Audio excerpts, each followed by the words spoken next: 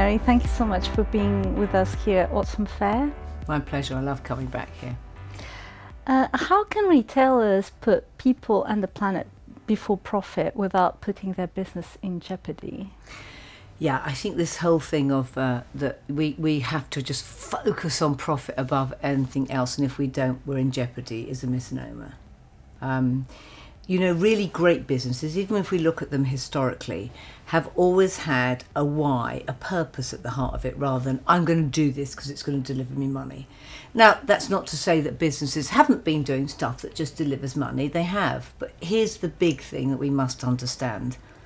The way that we've been doing business today is killing our planet.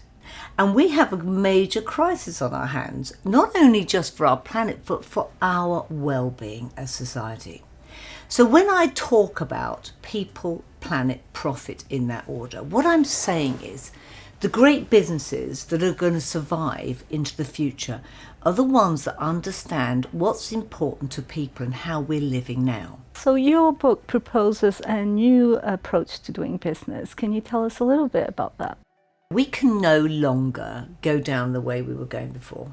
So much has fundamentally changed. Great business, as I've always said, is understanding the cultural shifts, understanding how people are living, understanding the way that they are creating their lives, particularly when we are creating brands to sell to people. That I call it a kind of frequency that comes from them. You need to understand that. And that's why great businesses do that.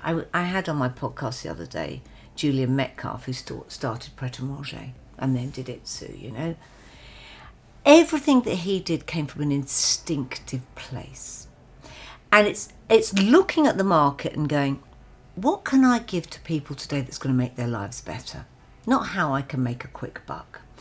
And what you do is you start from a place of actually understanding how you're going to make people's lives that bit better. And when I talked about his business, it was how can I deliver fresh food daily to people that is good for their well-being and actually is in a joyous environment where I take people who probably wouldn't get jobs, who are maybe people that have been on the streets, maybe people who are ex-convicts, and put them into business. That's a really beautiful new way. And at the end of the day, when I've got product left over, sandwiches and food, I know what I'm going to do. I'm going to distribute those to people who have less than us in the world.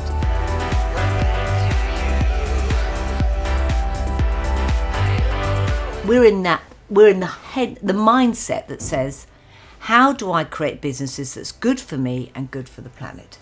That's the difference. Once you start working from that premise, as opposed to the old structures that we believed we had to work under, and know that the end of consumerism is happening because it has to, and that we will be creating a world where we buy what we need and we buy that will make our lives better, us feel better, and make our world better.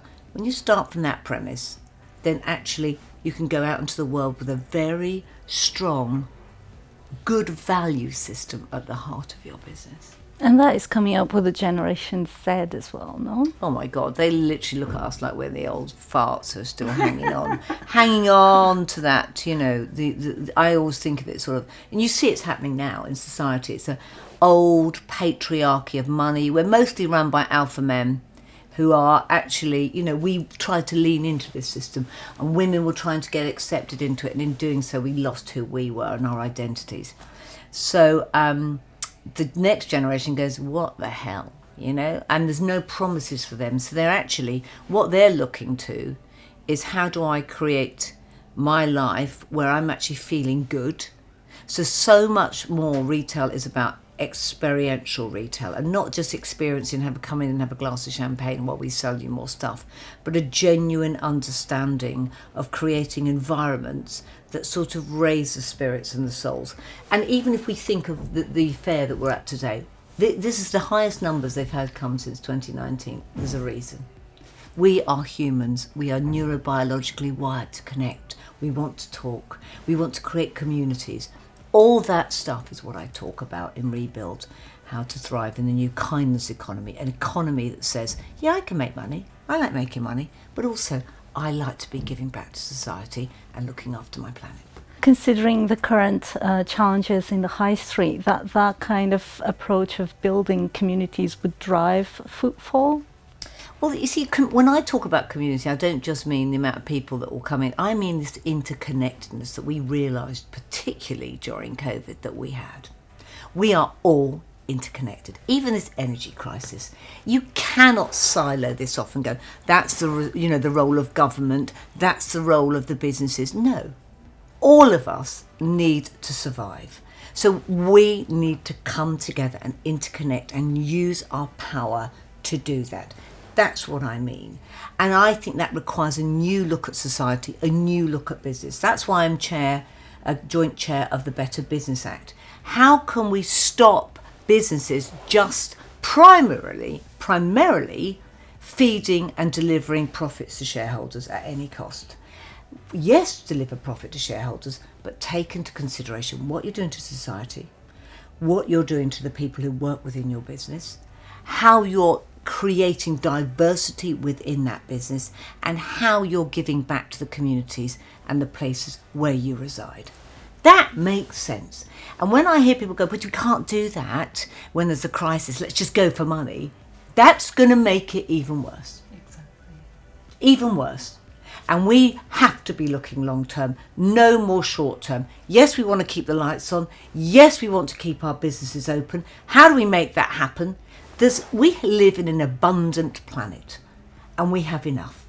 We have enough to answer all of this. We shouldn't be running scared. We should be coming together. Thank you so much, My pleasure. Mary. And thank you for watching.